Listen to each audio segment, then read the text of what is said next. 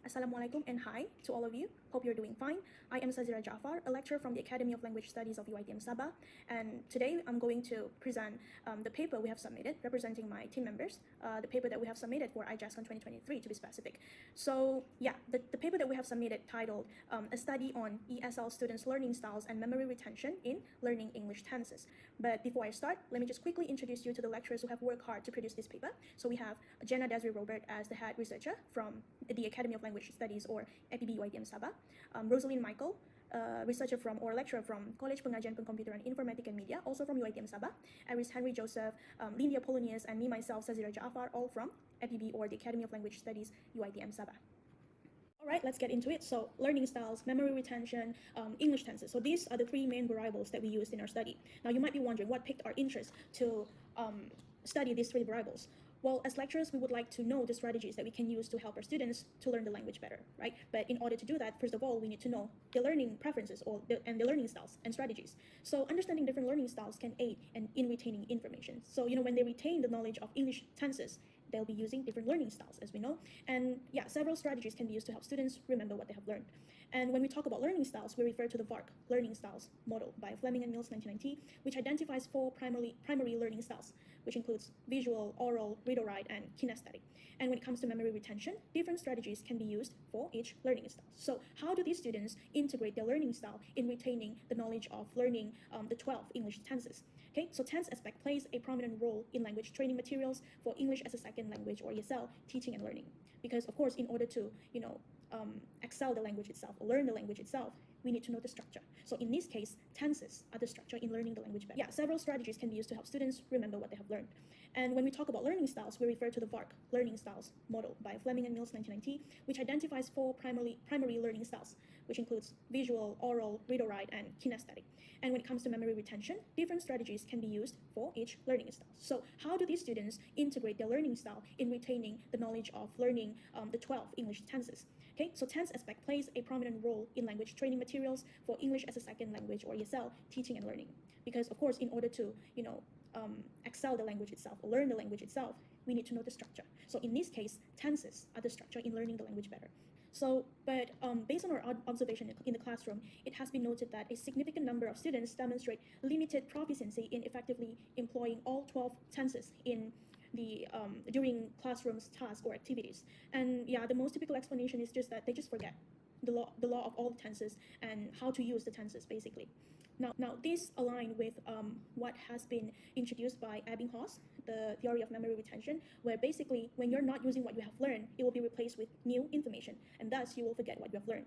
So this leads to the restricted utilization of tenses, and this restriction can be attributed to challenges in memory retention and inadequate learning strategies during the process of learning or acquiring tenses, as well as the absence of all 12 varieties of tenses, because they're not using, as ESL learner, they're not frequently using the tenses all the time, specifically in the day-to-day daily conversation. So because they're not using it frequently, they tend to forget. Okay, so therefore, this study is to investigate the impact of learning styles and memory retention in the context of English tenses. And yeah, this study was conducted at UITM Sabah branch, and it involves students who took ELC 151, Integrated Language Skills 2 reading in the March to August 2023 semester. Now, moving on to the objectives of the study. So this study is to determine the ESL students' memory retention and learning styles when learning English tenses, and to ascertain the impact of ESL students' learning styles on the memory retention of English tenses. So we would like to know in what way does their learning style impact their way of retaining all the 12 tenses. And yeah, the research questions will be what are ESL students' memory retention levels when learning English tenses, and what are ESL students' learning styles when learning English tenses. And it is not stated that, but also what is the relationship between ESL students' learning styles and memory retention when learning English tenses. And next is literature review. So the review of literature involved in our study includes the Ebbinghaus theory on memory retention and its significance in English tenses learning, as well as the VARK learning styles and also its relation to English tenses learning. So the Ebbinghaus theory on memory retention and English tenses learning. So Ebbinghaus 1913 asserted that human memory forgets past events in order to adapt to new ones. So like I mentioned earlier, when you're learning something and you're not using it frequently or not applying it, you tend to forget, because this is due to when the new information taking place or replacing the old information, right? So how does this theory related to English tenses learning? So Ma et al. 2023 and Zaidi et al. 2020 have confirmed the Ebbinghaus model's importance in language learning, where specifically among the ESL learners, second language learners, because we tend to use structured learning, like we have specific laws or principles or rules, as well as expectation when we learn language. So by having this structured learning, we tend to avoid forgetfulness because it is done in a systematic way, okay, structured. All right, so this method improves information storage and retrieval by using semantic memory, like meaning, because we're learning something, not just the structure itself, but also making meaning. So that is why the information is storage and easily be retrieved when it is done with the correct strategies and effective strategies, of course. So active recall and spaced repetition aided English tense learners in consolidating and remembering information. So how is this possible? So students tend to recall what they have learned. And if it is done effectively and actively, they'll be able to combine what they've learned and retain it. And also spaced repetition, so like I mentioned earlier, structured learning. So spaced repetition involves when you review what you have learned in a systematic intervals, like 1 hour or 2 weeks, 2 months, okay, like systematic manner. So students are able to integrate what they have learned and combine in one meaningful information. So in this case is the tenses. So if they're able to systematically repeat what they have learned by practicing it in day-to-day or daily conversation, they'll be able to make they will be able to make the language itself meaningful by practicing it in the daily conversation. Okay, so these are all past literature that have find a significance between both memory retention and English tenses learning. Okay, moving on to the second part of the literature review, the studies conducted on learning styles and English tenses learning. So according to Turco and Bostanci 2023, individuals may exhibit a mixture of learning styles. So like the mixture of visual with kinesthetic, read or write with visual, or oral with kinesthetic, okay? But it is, however, important to know that individuals may also have either 1, 2, 3, or 4 mixture of different learning styles. So it is what we call as unimodal if it's 1 learning style, bimodal, 2, trimodal if it's 3, and quadrimodal if it's 4. Okay, so yeah, although it is very vital for educators to assess the students' learning styles in order to enhance learning outcomes or basically their achievement, it is however important to note that according to Almigbal 2015, there is an absence of significant relationship between learning styles and academic achievements or study resources. Okay, but however, there is literature that explores the link between learning styles and the learning of English tenses. So in this case, Norfiti 2020 found that visual learning styles, it has been associated with improved understanding of tense structures and overall cognitive abilities, and this is also by Sabic 2020. Okay, and Tsunami 2022 studies support the auditory learning style in the learning of English tenses, where gamified English exercises we use to simplify verb form learning. But this study does not explicitly address auditory learning style, but it is implied that interactive and engaging from the games, auditory features like the audio prompts, the background music, and everything might improve students' learning. Okay, but it is not specifically on the auditory learning style. Okay, so and according to a study by Ginting 2022, students who preferred reading and writing learning style perform better on their English exams than those who preferred alternative learning styles. So this is probably due to their focuses more on note-taking, reading textbook, and making lists, basically learning the language in a more critical way. Okay, and auditory and kinesthetic learning modes were highly correlated with students' literacy, whereas visual and read or write did not. So this is by Nivus et al. 2021. So English study affected the learning styles, and grade level is strongly correlated with kinesthetic learning style preferences.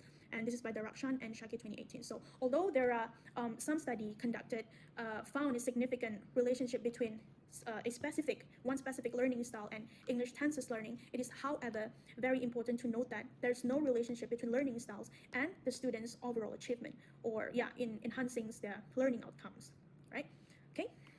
All right, now in studying the variables, the research design that we have employed in our study is a basic random selection technique that included the entire population of ELC 151 integrated language skills to reading students of UITM Sabah branch. So the collected quantitative sample survey data was analyzed using the SPSS and was tested using the one-way analysis of variance, ANOVA, and population and sampling. So 878 students registered in ELC 151 integrated language skills 2 in the March to August 2023 semester, and the questionnaire was then distributed to the selected 275 students using simple random sampling. And according to Critchie and Morgan's 1970 study, this sample size of 275 out of 878 is considered sufficient. And moving on to the instrumentation and administration. So two different instruments were used to gather the data. So the first part is the questionnaire on respondents' demographic background profile, and an instrument adapted from the UITM Living Skills UED 102 course. So it contained 40 learning style questions and assessed students' preferred learning styles, which included the auditory, kinesthetic, reading and writing, and visual. And in the third part of the questionnaire, the researchers created a set of 60 structured objective questions to assess students' knowledge of the 12 English tenses.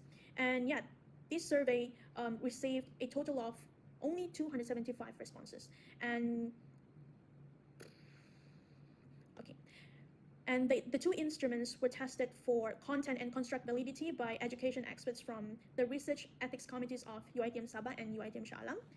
And yeah, the instruments were then finally distributed to the population by the respective lecturers via their 27 ELC151 Telegram groups. Okay, so it was then distributed to all the lecturers of ELC151.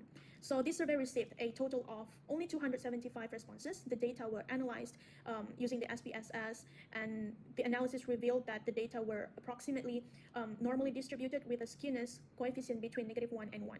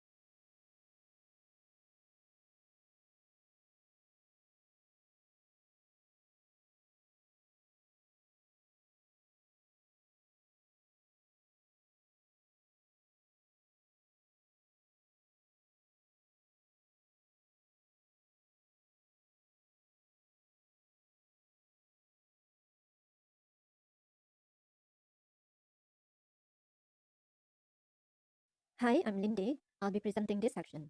Let us begin. Let's start with the age and gender distribution of our respondents.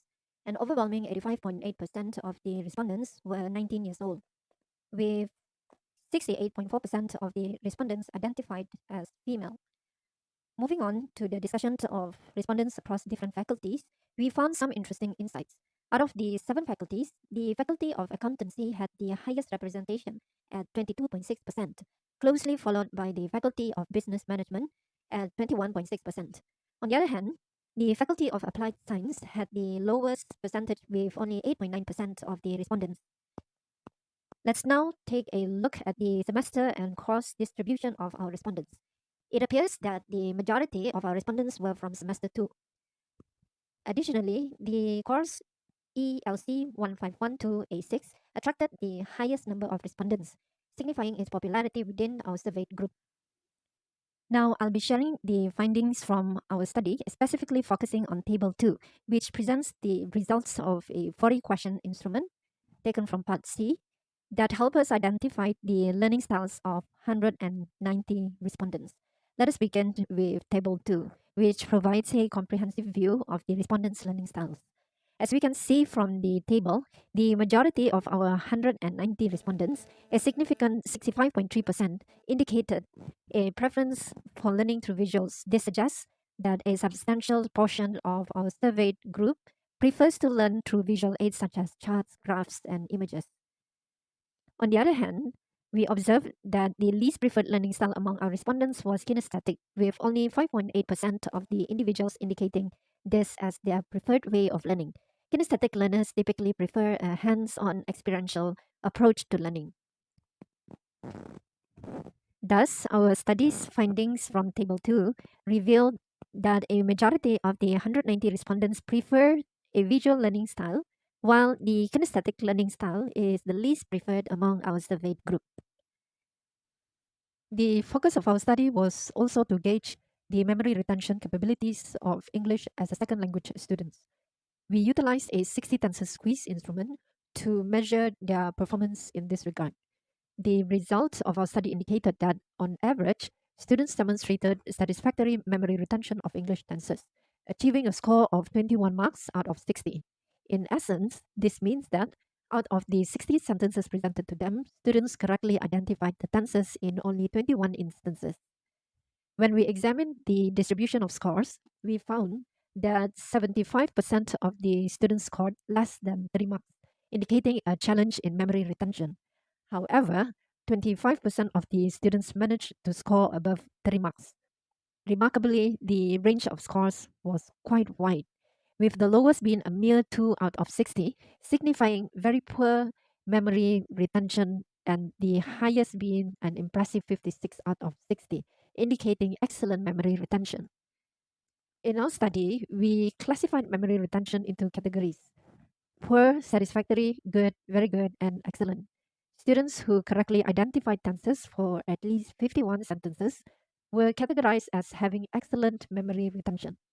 Those scoring between 41 to 50 fell into the very good category, while a score range of 31 to 40 indicated good memory retention.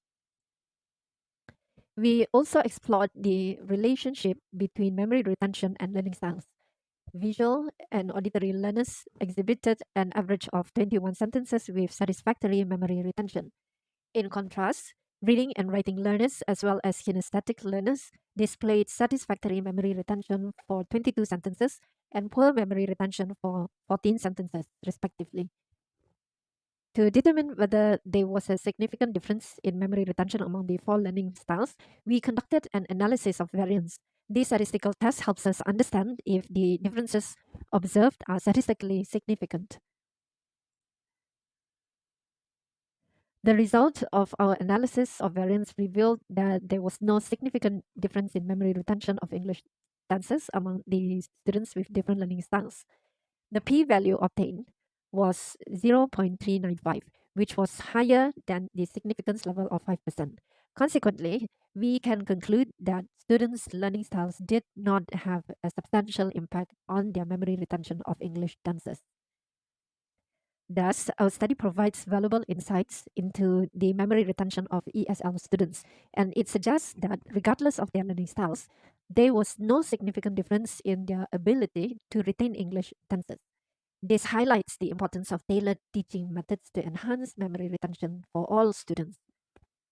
Our study delves into the intriguing intersection of memory retention and learning styles among ESL students when learning English tenses. One fascinating discovery from our research is that a substantial 72.1% of ESL students displayed the ability to quickly identify English tenses when exposed to English songs or broadcasts.